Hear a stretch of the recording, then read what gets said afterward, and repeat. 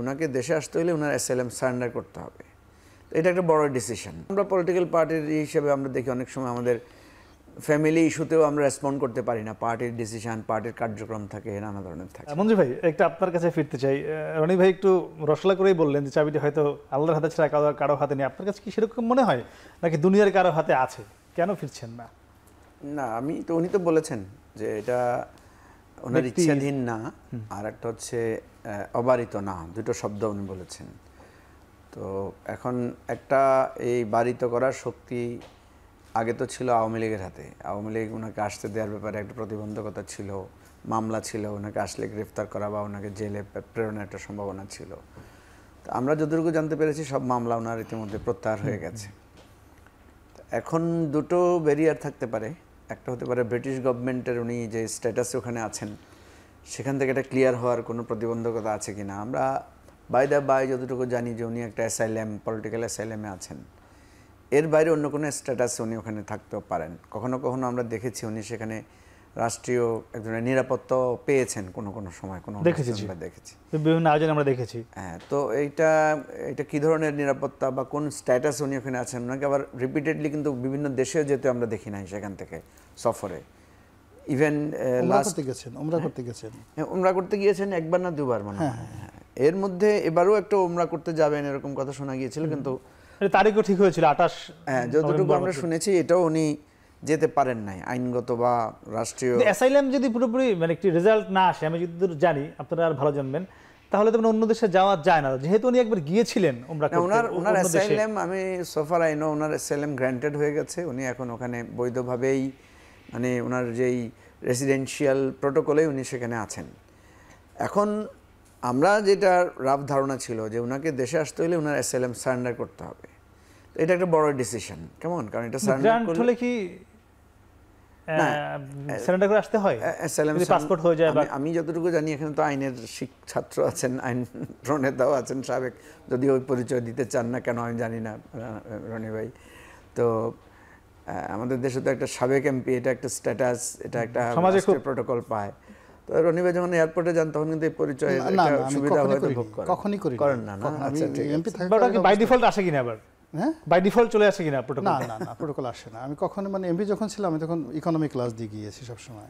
আচ্ছা, তো যেটা বলছিলাম আমি যে আপনার উনি যদি ওনার অ্যাসাইলাম সারেন্ডার করেন, দেন ওনার তো ওখানে অবস্থানের, বা উনি তো একটা ফ্যামিলি নিয়ে অবস্থান করছেন। তো এই জায়গাটা আমার কাছে পরিষ্কার না যে হতে পারে ব্রিটিশ গভর্নমেন্টের কোনো ব্যারিয়ার আছে কিনা, আইনগত কোনো বাধা আছে কিনা, এটা একটা। আদার দেন পার্টি ডিসিশন, উনি যেটা বলেছেন যে আমরা তো রাজনৈতিক কর্মী, আমরা তো স্বেচ্ছাধীন না।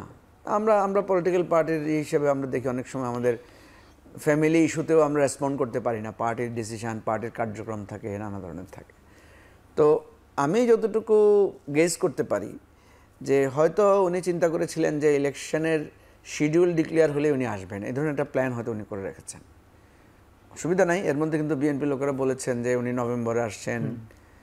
ছাত্র দলের এক নেতাকে আমি দেখলাম নভেম্বর ইজ কামিং, এই ধরনের একটা reel calling Tarique Rahman coming, এই ধরনের আমি কথা দেখেছি। হ্যাঁ, বেশ পপুলার হয়েছিল, বেশ অ্যাট্রাকটিভ ছিল, সুন্দরভাবে করেছেন। দেন সালাউদ্দিন ভাইকেও আমি দেখেছি, বিএনপির নেতা, স্থানীয় স্থায়ী কমিটির সদস্য, উনিও বলেছেন যে ডিসেম্বরে তারেক রহমান দেশে ফিরছেন। কখনো কখনো বলেছেন খুব শীঘ্রই উনি নভেম্বরের শেষ সপ্তাহে ফিরছেন। একটা তারিখ হয়েছিল 28 নভেম্বর। বিষয় যেটা দাঁড়িয়েছে সেটা হচ্ছে ওনার মা যখন অসুস্থ, মা এবং দেশনেত্রী বা ওনাদের দলের সভাপতি দুইটাই তো খুবই ভাইটাল স্ট্যাটাস ওনার জন্য।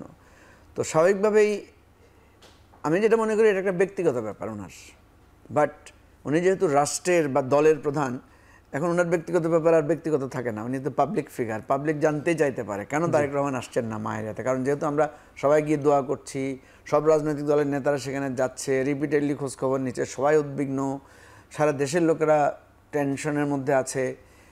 উনিও নিশ্চয়ই না, শুধু নিশ্চিত উনি খোঁজখবর রাখছেন, প্রতিনিয়ত খবর রাখছেন। সবার একটা এক্সপেকটেশন যে উনি মায়ের কাছে থাকবেন। তো সেদিন রাত্রে তো খুব হাহাকার পড়ে গিয়েছিল, যে আমরা সবাই ভয় সুবিধা সন্তুষ্ট হয়ে গিয়েছিলাম যে রাত্রে কোনো দুঃসংবাদ হয়ে যায় কিনা, আল্লাহ না করুক। তো এখন সমস্যাটা দাঁড়িয়েছে উনি যখন স্ট্যাটাস দিয়ে দিয়েছেন যে আমার দেশে ফেরার সিদ্ধান্তটা অবারিত না, বা আমার হাতে না, এটা কিন্তু একটা সেলফ কন্ট্রাডিকশন তৈরি করেছে, কোশ্চেন তৈরি করেছে। এখন প্রশ্ন হচ্ছে আমার আবার দৃষ্টিতে সরকার থেকেও ক্লিয়ার করে দেওয়া সরকার হচ্ছে। যেহেতু ক্লিয়ার করেছে, তাইলে আমি এখন এখানে দুইটা কর্তৃপক্ষ দেখি, একটা হচ্ছে দল আর একটা হচ্ছে ব্রিটিশ গভর্নমেন্ট।